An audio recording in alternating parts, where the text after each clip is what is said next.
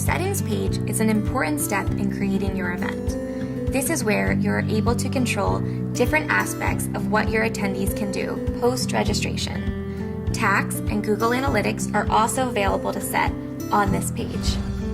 Go to Event Details and then Settings. Here, you'll see 3 sections of settings: post-registration options for event goers, taxes, and analytics tracking.